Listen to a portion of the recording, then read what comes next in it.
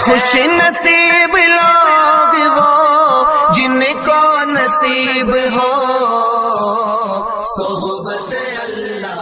راہ ولی میں وہ تاثیر دیکھی، بدلتی ہزاروں کی تقدیر دیکھی۔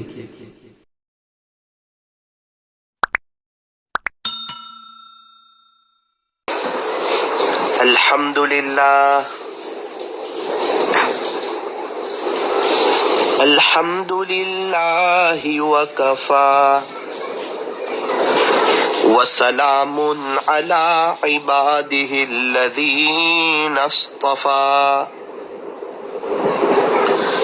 اما بعد فاعوذ باللہ من الشیطان الرجیم بسم اللہ الرحمن الرحیم بل تؤثرون الحیاة الدنیا والآخرة خیر وابقى صدق اللہ مولانا العظیم۔ وقال النبی صلی اللہ علیہ وسلم کن فی الدنیا کأنک غریب او عابر سبیل وصدق رسوله النبی الکریم ونحن على ذلك لمن الشاهدين والشاكرين والحمد لله رب العالمين۔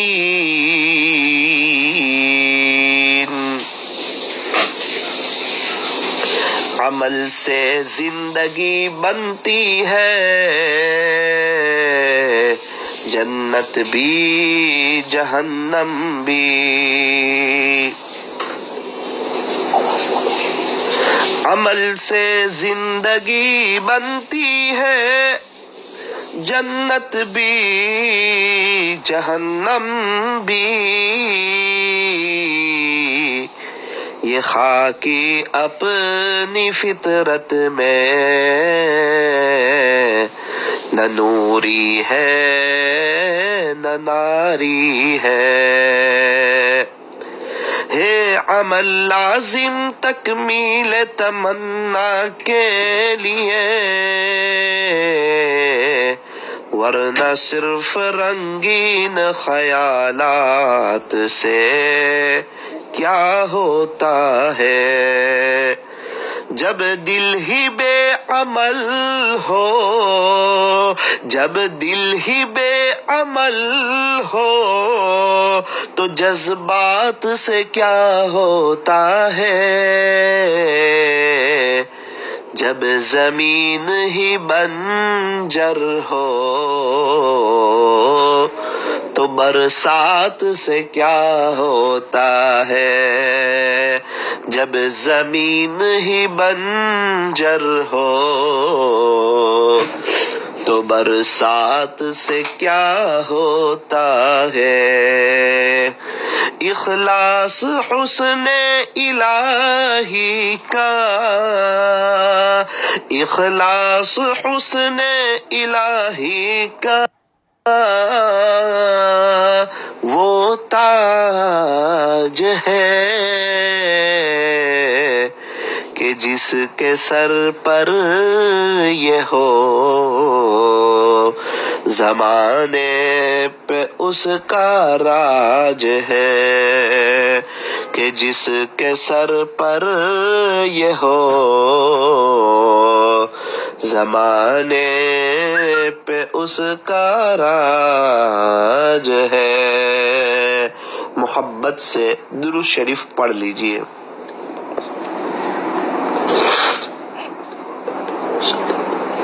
اللہ تبارک و تعالی ہمارے درود شریف پڑھنے کو قبول فرمائے، اور اللہ تعالی ہمیں درود شریف پڑھنے کی، پڑھتے رہنے کی توفیق اور سعادت نصیب فرمائے۔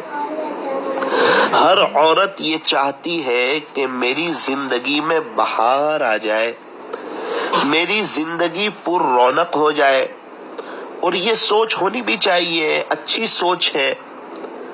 ایک بات یاد رکھے کہ زندگی میں جو بہار آتی ہے وہ اخلاص کے ساتھ اچھے عمل کرنے سے آتی ہے، وہ باتیں کرنے سے نہیں آتی، صرف بیان کے سن لینے سے نہیں آتی، صرف جانکاری کے ہونے سے نہیں آتی، صرف سوچا کرنے سے نہیں آتی۔ صرف سوچنے سے تو نہ گھر کی صفائی ہوتی ہے، نہ کھانا تیار ہوتا ہے۔ دکھلاوے کے لیے کام کرنے سے زندگی میں بہار نہیں آتی۔ اگر آپ چاہتے ہو کہ آپ کی زندگی میں بہار آ جائے اور آپ کی زندگی پر رونق ہو جائے، جو بھی نیک عمل کرو صرف اور صرف اخلاص کے ساتھ کرو۔ جب بھی کوئی نیک عمل کا وقت آئے بڑی ہمت کے ساتھ کر لو، ہمت بتا دو، ہمت مردہ تو مدد خدا۔ جو بندہ یا بندی ہمت کر لیتی ہے، اللہ کی مدد اس کے ساتھ شامل حال ہو جاتی ہے۔ وقت پر سستی کر لی تو شیطان خوش ہو جائے گا۔ اشراق کا وقت آیا، اول وقت میں فوراً پڑھ لو اشراق، اس وقت سستی نہ کرو۔ اس وقت سستی کر لی تو شیطان خوش ہو جائے گا، اشراق رہ جائے گی۔ اشراق پڑھنے والوں کے ساتھ پورا دن اللہ کی مدد ہوتی ہے۔ اکثر عورتیں کہتی ہے کہ کام کاج بہت زیادہ ہوتا ہے، گھر کی صفائی میں وقت لگ جاتا ہے، کھانا جلدی نہیں بنتا۔ ارے اشراق پڑھو نا، اللہ کی مدد آپ کے ساتھ شامل حال ہوگی، اللہ کی مدد کا ایک غیبی نظام آپ کے ساتھ ہوگا، پھر آپ کو تھکن نہیں لگے گی، انشاءاللہ پریشانی نہیں ہوگی، آپ کے سارے کام کاج بھی ایسے سمیٹ جائیں گے کہ آپ خود تعجب میں رہ جاؤ گے۔ اس لیے فرمایا کہ وقت پر عمل کرنا۔ ہاں، نیکی کرنے میں مشقت ہوگی، تھوڑی سی تکلیف ہوگی، لیکن میری ایک بات یاد رکھنا، یہ مشقت ختم ہو جائے گی، ثواب باقی رہ جائے گا، اور گناہ کرنے میں لذت تو ملے گی لیکن لذت ختم ہو جائے گی، وبال باقی رہ جائے گا۔ اب ماشاءاللہ آپ لوگ تو سمجھدار لوگ ہیں، ہوشیار لوگ ہیں، ہم تو چاہتے ہیں نا ثواب باقی رہ جائے، اس لیے کیا کریں، کبھی بھی یہ نہ دیکھو نیکی چھوٹی ہے یا بڑی، کیا پتا کون سی نیکی اور کون سی ادا اور کون سی ہماری نیکی اللہ کو پسند آ جائے، ہمیں کیا پتا۔ فرمایا نیکی کرتے رہو، اعمال صالحہ کرتے رہو، اپنے ایمان پر محنت کرتے رہو، اپنے ایمان کی تجدید کرتے رہو، قرآن شریف کی تلاوت کرتے رہو، درود شریف پڑھتے رہو، استغفار کرتے رہو، صدقہ اور خیرات کرتے رہو۔ یوں فرمایا کہ صدقہ کرنے سے انسان کے مال میں کمی نہیں آتی، صدقہ کرنے سے کبھی بھی انسان کے مال میں کمی نہیں آتی، بلکہ صدقہ کرنے سے، اللہ کے نام پہ دینے سے انسان کے مال میں بڑھوتری ہوتی ہے۔ فرمایا کہ صدقہ اللہ کے غصے کو ٹھنڈا کرتا ہے، صدقے کی وجہ سے اللہ تعالیٰ کئی بلاؤں اور مصیبتوں کو دور کر دیتے۔ ہو سکے تو روزانہ 10 روپے صدقہ کرو، 5 روپے اپنی فیملی کی طرف سے اور 5 روپے پیارے نبی کی پوری امت کی طرف سے۔ اب کیا مشکل ہے، 10 روپے، کم سے کم 10 روپے اللہ کے لیے صدقہ کرنا چاہیے۔ بلکہ میں تو آپ کو یہ مشورہ دینا چاہتا ہوں، آپ کو جو خرچی ملتی ہے نا، جو خرچی، کسی کو 15,000 ملتی ہے، کسی کو 20,000، کسی کو 30,000، تو 1000 پر 10 روپے للہ اللہ کے لیے نکال دو۔ 10,000 مل رہے 100 روپے نکال دو، 20,000 مل رہے 200 روپے نکال دو، 30,000 مل رہے 300 روپے نکال دو۔ انشاءاللہ اللہ کو بڑا کریم پاؤ گے۔ کچھ درجے میں اللہ کو پارٹنر بناؤ، انشاءاللہ آپ کی خرچی میں برکتیں ہوگی۔ اور جو بھی خرچی مل رہی ہے اکثر مستورات زیادتی کی فکر میں ہوتی ہے، برکت کی فکر میں نہیں ہوتی۔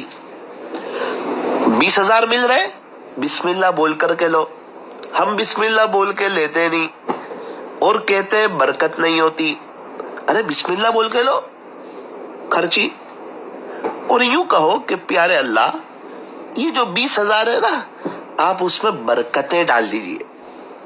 اللہ سے دعا تو کر لو اس وقت، اللہ یہ 20,000 کے صحیح استعمال کی توفیق دے دیجئے۔ اللہ یہ 20,000 روپے جہاں جہاں استعمال ہو وہاں والوں کو ہدایت دے دیجئے۔ یہ اللہ یہ 20,000 میں سے ہمارے گھر میں جو مٹن، چکن، جو سبزی، جو تیل وغیرہ آئے اور ہمارے گھر والے اس کو کھائے تو باری تعالیٰ ان کو ہدایت دے دیجئے۔ ذرا چپکے چپکے اللہ سے باتیں کرنا سیکھو، اللہ سے یاری لگانا سیکھو، اللہ سے دوستی کرنا سیکھو، اللہ سے باتیں کرنا سیکھو، اللہ کو منانا سیکھو۔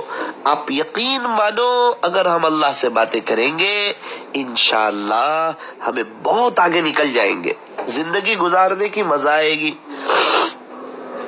بات یہاں سے چلی کہ زندگی میں جو بہار آتی ہے وہ اخلاص کے ساتھ اچھے عمل کے کرنے سے آتی ہے۔ دوسرا، یہ عاجز آپ کو ایک مشورہ دینا چاہتا ہے، زندگی پر رونق کیسے ہوتی ہے؟ فرمایا مستورات کو چاہیے کہ جب تک وہ کچن میں رہتی ہے اپنے اس وقت کو وصول کرے۔ جو وقت کچن میں چلا گیا 1 گھنٹہ 2 گھنٹہ، اللہ کی قسم وہ بھی دوبارہ قیامت تک لوٹ کے آئے گا نہیں۔ تو یہ ہماری زندگی کا قیمتی وقت ہے، کوئی معمولی وقت نہیں ہے، کوئی فضول وقت نہیں ہے۔ ہاں، گھر کا کام کاج یہ بالکل عبادت ہے۔ گھر کا کام کاج کوئی بوجھ نہیں ہے، یہ عبادت ہے۔ گھر کا کام کاج کرے، گھر کی صفائی کا خیال رکھے، آپ وقت پر کھانا بنائیں، یہ سب بہت اچھی بات ہے، کوئی معمولی بات نہیں ہے۔ اس سے انسان کی صحت بھی رہتی ہے، تندرستی بھی رہتی ہے۔ ہم نے دیکھا بہت سی وہ عورتیں جو کھانا بناتی تھی، پھر جب وہ ساس بنی، اس کی بہویں آئی اور اس نے کچن چھوڑ دیا تو آہستہ آہستہ اس نے بستر پکڑنا شروع کر دیا۔ وہ بیمار ہونے لگی، وہ کمزور ہونے لگی اور اس کے بدن کے قوا وہ کام نہیں کرنے لگے۔ اس نے عبادت کا بہانہ بنا کے کچن کو چھوڑا، وجہ یہ بنی کہ اور بیمار ہو گئی اور دوائیوں کے پیچھے لگ گئی اور ڈپریشن کا شکار ہو گئی اور ٹینشن لینے لگی۔ مستورات کو چاہیے کہ کچن میں کم وقت لگائے، لیکن تھوڑی سی اپنی صحت کے لیے بھی جانا چاہیے، کچن میں محنت کرنی چاہیے، کوشش کرنی چاہیے۔ گھر کا کام کاج یہ مستورات کی زینت ہے۔ جو عورت گھر کا کام کاج نہیں کرتی نا، معاشرے میں اس کو اچھی عورت نہیں سمجھا جاتا۔ ہاں، اس موقع پر میں گھر کے وڈیلوں سے یہ بھی کہنا چاہتا ہوں کہ اس کا یہ مطلب نہیں کہ بہو پر ضرورت سے زیادہ ہی بوجھ ڈال دے، ایک لمٹ سے زیادہ بوجھ ڈال دے۔ گھر کی کام والی پر ایک ضرورت سے زیادہ بوجھ ڈال دے اور آرام سے بیٹھے رہے اور آرڈر کرتے رہے۔ کیا اللہ یہ سب نہیں دیکھتے ہیں؟ ہم تو 4-5 ہزار دیتے ہیں۔ ارے 4-5 ہزار دے کر کیا آپ نے اسے خرید لیا ہے؟ کیا وہ آپ کی باندی بن گئی ہے؟ اللہ آپ کو اس کی جگہ رکھ دیتے تو، آپ کو کام والی بنا دیتے تو پھر آپ کیا کرتے؟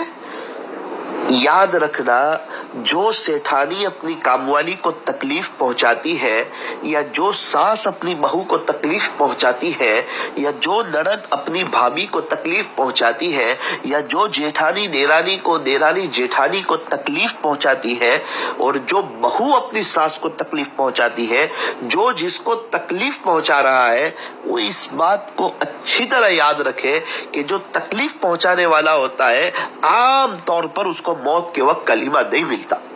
ساری کری کرائی محنت پر پانی پھر جانے کا خطرہ ہے، اس لیے ذرا ہوشیار رہے، چوکنا رہے۔ اپنے موت کے وقت کو بھی یاد کرے، اپنی آخرت کو بنانے کی بھی کوشش کرے. کیا مطلب کسی پہ ظلم کر کے؟ جو پریشان کر رہا ہے وہ میری بات یاد رکھے، پریشان کرنے والا کبھی بھی خوش نہیں رہ سکتا. جس کو پریشان کیا جا رہا ہے وہ تو کبھی نہ کبھی ضرور خوش ہو جائے گا. اللہ کی مدد کرنا، ارے اللہ کی مخلوق کی خدمت کرنا بہت بڑی بات. ایک شخص مجھے کہنے لگے، مولانا میری امی کو 21 رمضان ملی. اللہ اکبر، میرا دل ہل گیا. اور انہوں نے مجھے کب کہا؟ یہی 21 رمضان کو کہا کہ گزشتہ سال 21 رمضان میرا ملے گئے. میں نے کہا آپ کی امی کا کوئی خاص عمل، کوئی خاص وظیفہ، کوئی خاص ذکر؟ تو کہا امی کی ایک خاص ادا تھی. کوئی بھی بیچاری عورت، خلاصہ یہ کہ کام والی وغیرہ ہوتی یا سامان بیچنے والی ہوتی تو اسے اپنے گھر بلاتے اور شاندار ٹھنڈا سا شربت بنا کے اسے پلاتے اور یوں کہتے کہ ابھی گرمی ہے اور گرمی میں بیچاری کما رہی ہے تو اسے کچھ ٹھنڈا شربت پلاؤ تاکہ اسے اچھا لگے. بولے آج جب میری ماں کا انتقال ہو گیا تو وہ سب عورتیں میری ماں کو یاد کرتی ہے کہ وہ بائی کہاں ہے جو ہمیں ٹھنڈا شربت پلایا کرتی تھی. آج تو کہاں یہ درد ہے، جذبے ہے. ہزاروں میں کوئی ایک دو عورت ہوگی جس کو یہ جذبہ ہو، یہ درد ہو کہ یہ جو بیچاری کام والیاں ہیں، ایک دو گھر میں کام کر کے آتی ہے، ہمارے گھر میں آتی ہے، ہم ذرا کبھی اسے ٹھنڈا پانی پلا دے اللہ کو خوش کرنے کے لیے. مولانا ہم کا پلائے، وہ ہمیں پلائے. فرمایا ارحموا من فی الارض یرحمکم من فی السماء. تم زمین والوں پر رحم کرو، آسمان والا تم پر رحم کرے گا. مخلوق خدا کی خدمت کرنا سیکھو، چھوٹا بن کے زندگی گزارنا سیکھو. کچن کے وقت کو غنیمت سمجھو. کھانا ذکر و فکر کے ساتھ بناؤ. ذکر کس کا کرو؟ اللہ کا کرو. فکر کس کی کرو؟ امت کی فکر کرو. صحیح کھانا بنے، اچھا کھانا بنے، دھیان کے ساتھ کھانا بنے، اس کی فکر کرو. جیسا کھانا ویسے اثرات. دیکھو آپ کا روزانہ کچن سے واسطہ پڑتا ہے، اس لیے اس بات کو تاکیداً عرض کروں کہ جب کھانا ذکر و فکر کے ساتھ بنتا ہے نا تو اس کھانے میں نورانیت آتی ہے.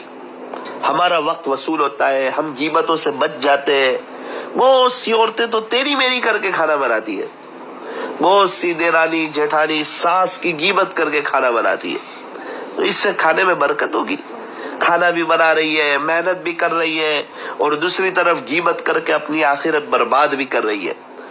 غیبت کرنے سے تو بہتر تھا کہ خاموشی کے ساتھ بنا لیتے.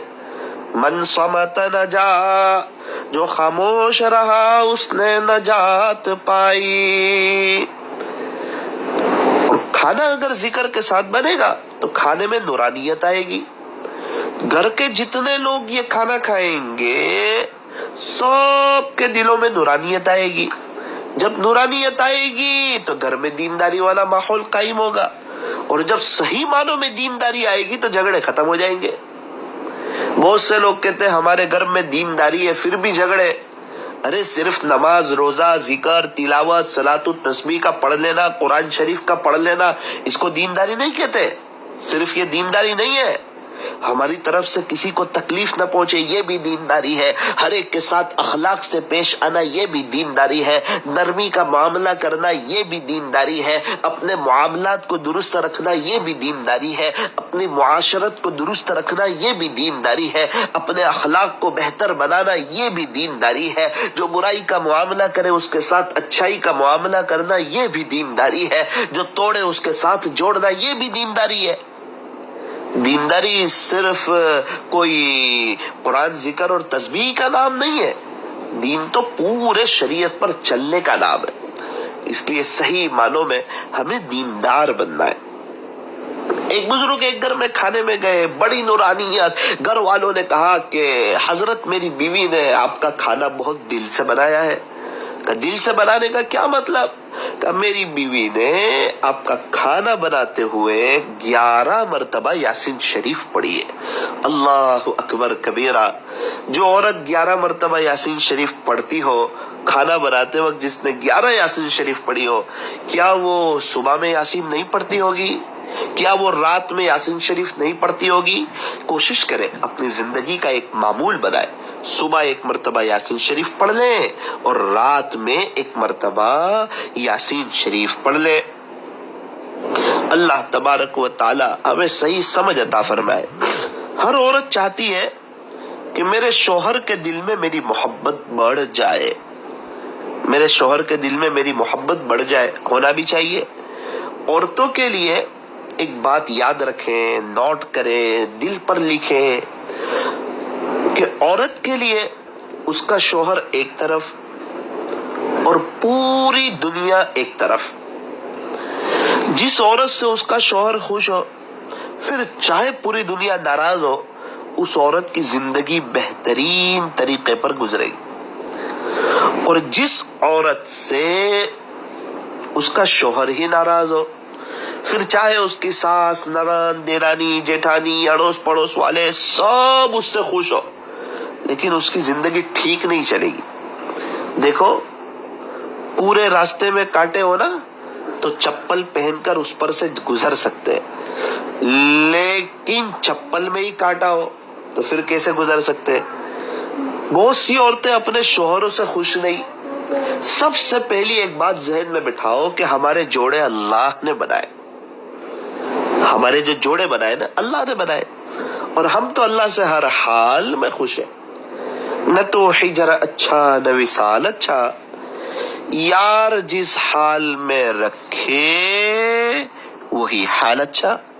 اللہ نے جس کے ساتھ ہمارا جوڑا بنایا ہے بس ہم خوش ہیں، اب اس کے ساتھ ہمیں خوش رہنا ہے۔ یہ ایک بات طے کرو، انشاءاللہ یہ جب طے کریں گے تو اب اپنے شوہر کے ساتھ کیسے خوش رہنا اس کے پلاننگ بنائیں گے، اس کے بارے میں سوچیں گے۔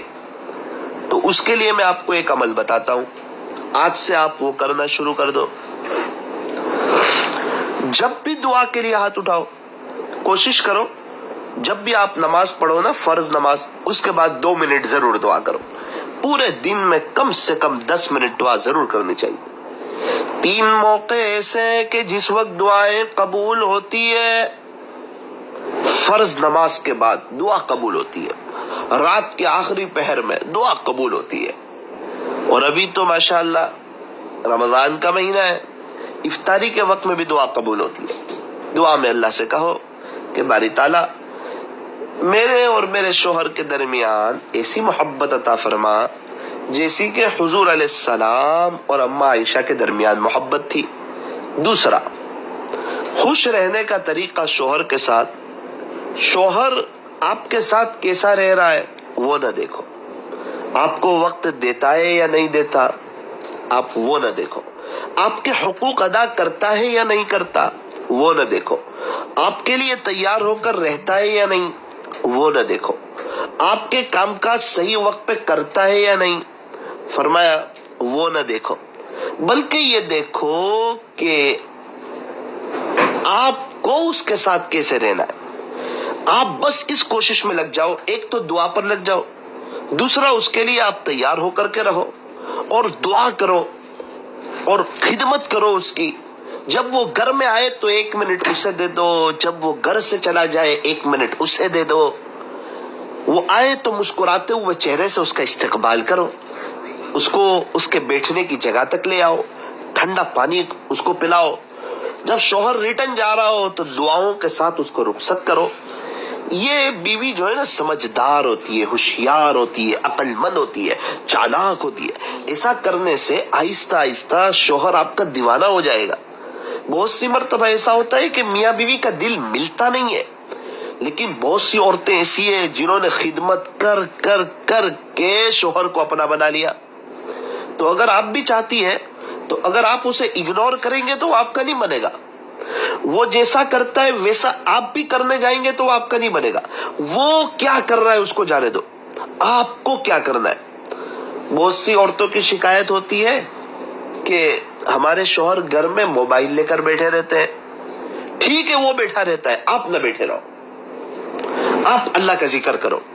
اس وقت آپ اللہ سے دعا کرو کہ اللہ میں بڑی قربانی سے ان کے پاس آئی ہوں, یہ موبائل میں بیٹھے رہتے ہیں, میری طرف توجہ نہیں دیتے, ان کے دل میں میری محبت بڑھا دے اللہ, اور گھر میں آئے تو یہ موبائل سوئچ آف کر دے, اس کو ان کو ایسی توفیق دے دے.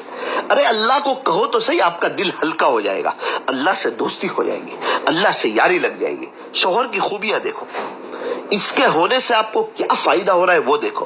یہ کہیں چلا جائے تو آپ کو کیا نقصان ہوتا ہے اس کو یاد رکھو.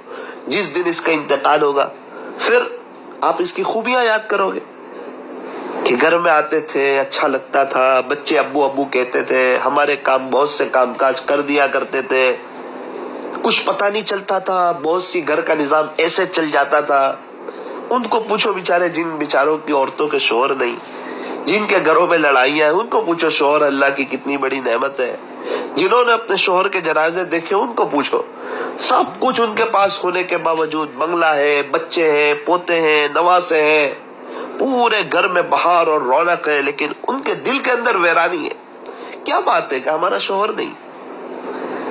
تو اگر شوہر نہیں تو کیا کریں؟ تو کہا دیکھو شوہر بھی اللہ کی امانت ہے, وہ جب چاہے جب لے لے, بچے بھی اللہ کی امانت ہے, وہ جب چاہے جب لے لے. اس کا یہ مطلب تھوڑی کہ ہمارا شوہر چلا گیا, شوہر چلا گیا. ارے آپ کو بھی جانا ہے, ان قریب جانا ہے. اب تو اور تیاری بڑھاؤ, اور نیکی کرو, اور اللہ کو یاد کرو, اور اللہ کا ذکر کرو. اب کب تک دنیا دنیا کرو گے؟ کب تک ہائے دنیا کرو گے؟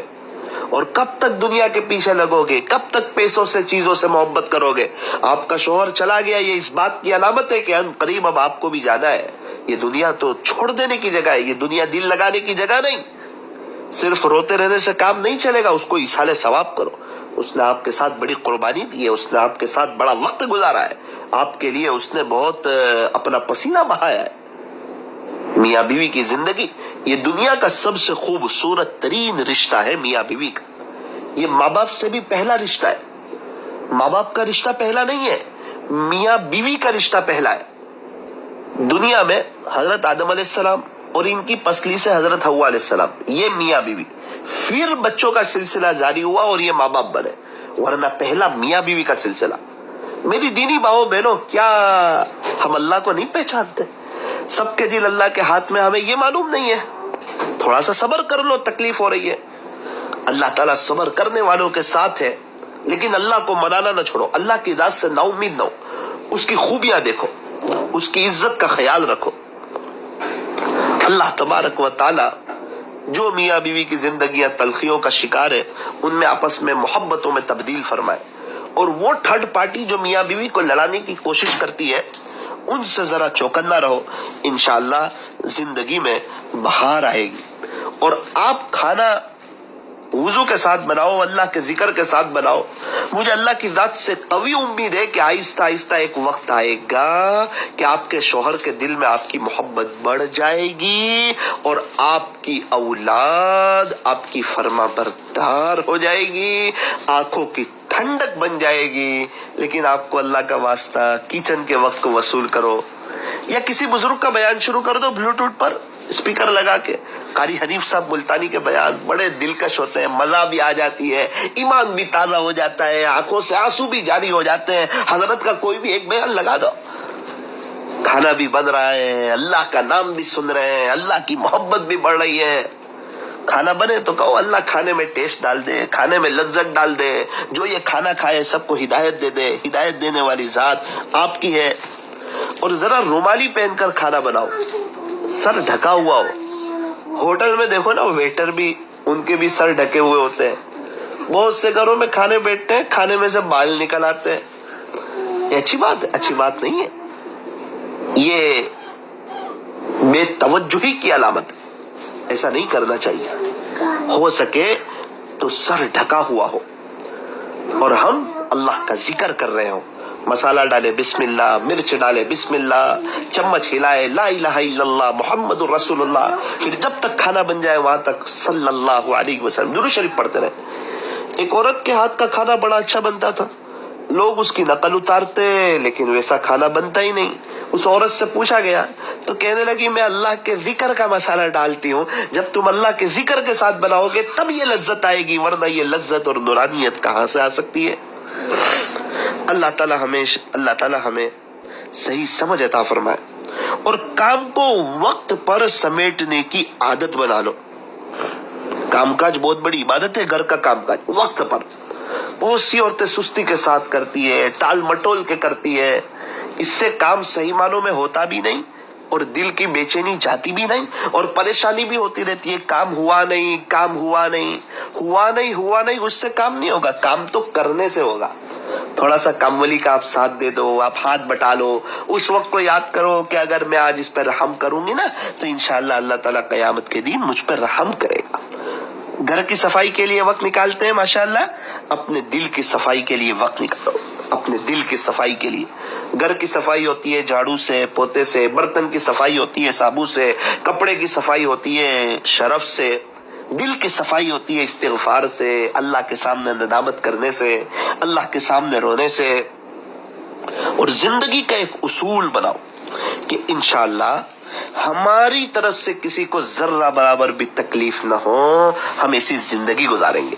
اپنے بچوں کی صحیح تربیت کرو، اپنے بچوں کا اکرام کرو، یہی تو کل کو آپ کو پڑھ کے بخشیں گے، پھر کون اور پڑھ کے بخشے گا؟ ہمارا ہی حال دیکھو، کیا ہم ہمارے دادا دادی پردادا پردادی ان کو پڑھ کے بخش رہے ہیں؟ تو کیا ہمارے بچوں کے بچے ہمیں پڑھ کے بخشیں گے؟ کیا ہم ان کے لیے 1 روپیہ ایصال ثواب دے رہے ہیں؟ 1 روپیہ کسی کو غریب کو دے رہے ہیں دادا دادی کی طرف سے؟ تو کیا خیال ہے ہمارے پوتے ہماری طرف سے دیں گے؟ ہمارے پوتے ہمارے نواسے، اچھی بات ہے، منع نہیں کرتا، تھوڑا سا آخرت کی بھی تو فکر کرو، ان بچوں کی اچھی تربیت کرو۔ ہمارے پوتے نواسے بچے سب حافظ بنے، عالم بنے، سب اسلامی لباس میں ہوں، جبہ کفنی پائجامے میں ہوں، ان کے سر پر ٹوپی ہو، بچے بڑے اچھے لگتے ہیں اسلامی لباس میں۔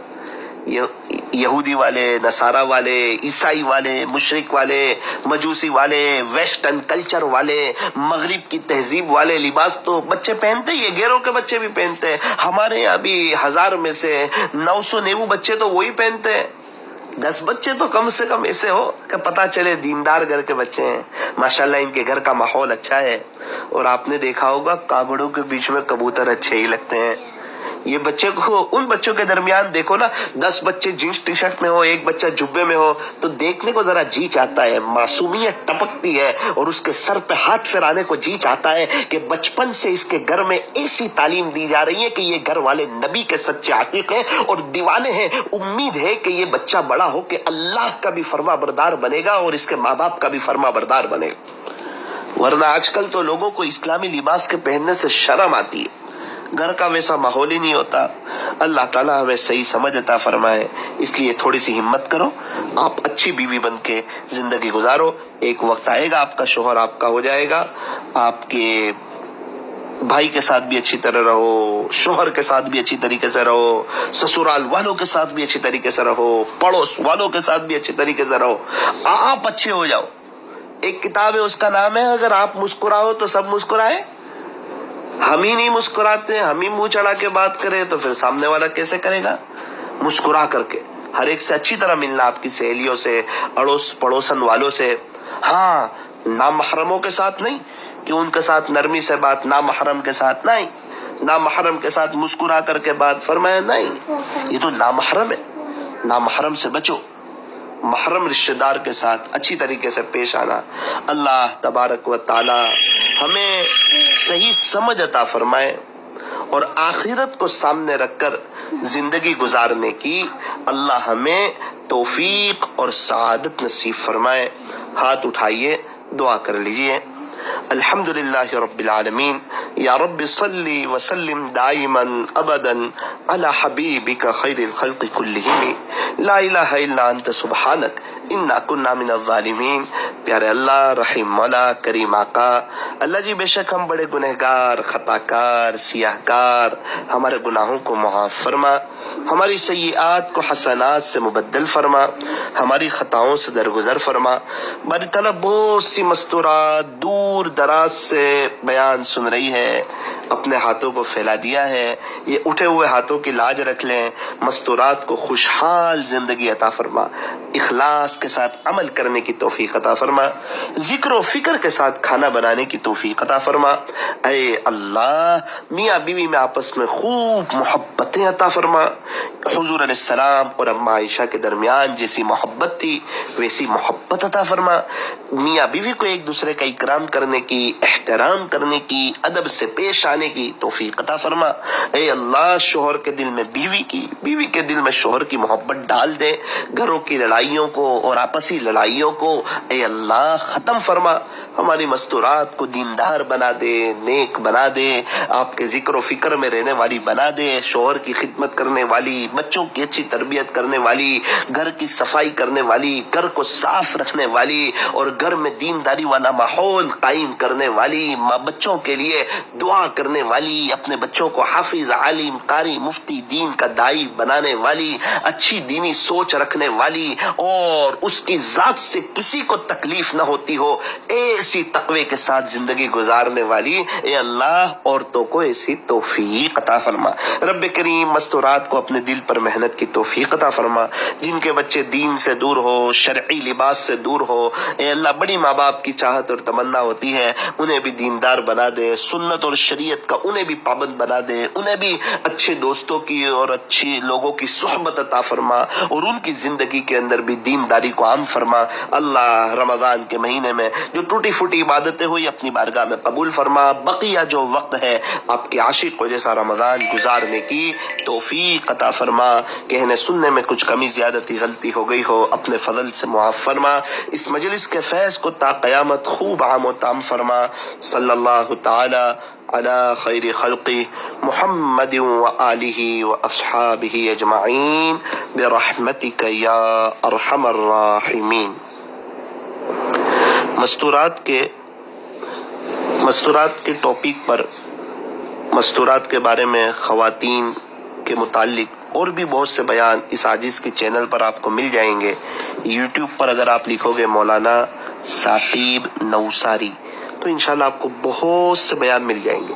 پہلی بات تو یوٹیوب چلانا ہی نہیں، اگر کوئی چلا رہا ہو تو اسے پھر سننے چاہیے تاکہ اچھی چیز میں اس کا وقت گزرے اور کچھ سیکھنے کو بھی ملے۔